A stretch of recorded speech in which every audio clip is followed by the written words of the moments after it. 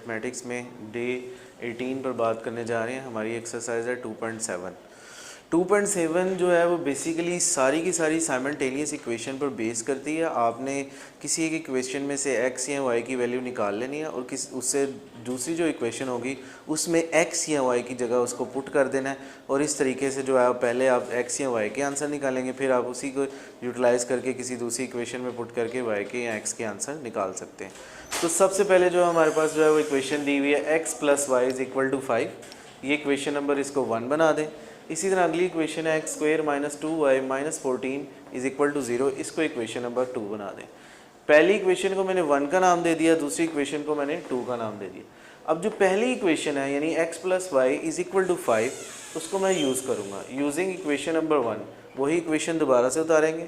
अब मैं यहाँ से x की वैल्यू निकालना चाहता हूँ तो y यहाँ पर प्लस का है तो उधर जाकर 5 के साथ माइनस हो जाएगा।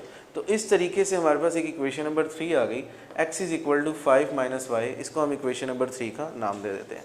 अब यही इक्वेशन नंबर 3 की जो वैल्यू है x = 5 - y, इसे इक्वेशन नंबर 2 में जहाँ x लिखा हुआ है वहाँ पर पुट कर देंगे। पहले इक्वेशन नंबर 2 उतारेंगे, x² - 2y - 14 = 0। ये इक्वेशन नंबर 2 है। जिस जगह पर x लिखा हुआ है इसमें उसकी जगह पर जो हमने अभी वैल्यू निकाली है उसको पुट कर देंगे। यानी जो वैल्यू निकाली है हमने 5 - y उधर पुट कर दिया, बाकी सारी चीज़ें -2y - 14 = 0 ये एज इट इज़ आ गई।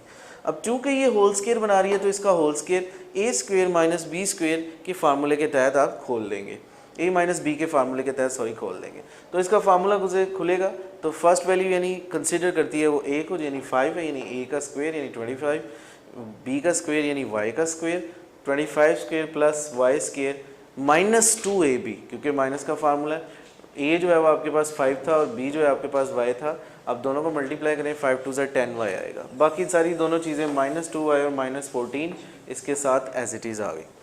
y² वाली कोई वैल्यू इधर इस इक्वेशन में मौजूद नहीं है, उसको हम ऐसे ही उतार लेंगे। y वाली दोनों रकमें उनको ऐड कर लिया जाएगा, -12 आ जाएगा। 25 और -14 को जब माइनस करेंगे तो +11 आ जाएगा। अब आपके पास इक्वेशन आ गई y² - 12y + 11 = 0। अब आप इसके फैक्टर बना देंगे। पहली और आखिरी रकम को जो है आप मल्टीप्लाई करें, 1 को 11 से मल्टीप्लाई करें तो आपके पास 11 × 1 = 11 आता है। उसके फैक्टर बनाएं कि मल्टीप्लाई किया जाए तो आपके पास 11 आए और प्लस माइनस किया जाए 12 आए, तो वही फैक्टर बनेगा 11 × 1 = 11।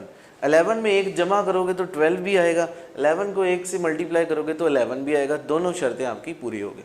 अब आपके पास शुरू में वैल्यू लिखी हुई है y² - 11y। इन दोनों में से सिर्फ y कॉमन आता है, अंदर बचेगा y - 11। इन दोनों में से कुछ कॉमन नहीं आता, तो जहाँ कुछ कॉमन नहीं है तो वहाँ पर 1 लिखेंगे। ये माइनस इस अंदर वाले प्लस को माइनस कर देगा। जब सिमिलर वैल्यूज़ आ जाएं यानी y - 11 y - 11, उनमें से एक लिख दी जाएगी और जो साइडों वाली रकमें है y - 1 उनको इकट्ठा कर लिया जाएगा। अब इन दोनों वैल्यूज़ को बारी बारी 0 के इक्वल कर दीजिएगा। y - 1 को भी 0 के इक्वल कर देंगे और y - 11 को भी 0 के इक्वल कर देंगे। -1 उधर जाकर प्लस का हो जाएगा और ये -11 भी उधर जाकर प्लस का हो जाएगा। अब आपके पास 2 वैल्यूज़ आ गई। इसी तरीके से इस एक्सरसाइज में सारी ही इक्वेशंस को आप सॉर्ट आउट करेंगे। किसी तरीके से आप x या y स्टार्ट में निकालेंगे, फिर उसे इक्वेशन नंबर 2 में x या y की जगह पर पुट करेंगे। फिर आपके पास या तो x आएगा या y आएगा। जैसे अभी मैंने पुट किया तो मेरे पास यहाँ पर 2y के आंसर आ गए। अब इन्हीं 2y के आंसर को मैं यूटिलाइज़ करूँगा और इक्वेशन नंबर 3 में जहाँ पर y लिखा है तो पुट कर दूंगा तो मेरे पास x की 2 रकमें आ जाएंगी। मैंने ऐसे ही किया। मेरे पास जो 2 इक्वेशंस लिख ली हैं, 2 वैल्यूज़ लिख ली हैं सॉरी, y = 1 और y = 11, उन दोनों को इक्वेशन नंबर 3 में यानी x = 5 - y में पुट कर दिया। वो आपके पास पहले इक्वेशन लिखी जाएगी और जहाँ जहाँ पर पहले आपके पास y है वहाँ पर पहले आप 1 पुट कर देंगे, क्योंकि आपने एक वैल्यू 1 निकाली है और एक 11 निकाली। जब मैं 1 पुट करूँगा तो 5 - 1 विल बी = 4।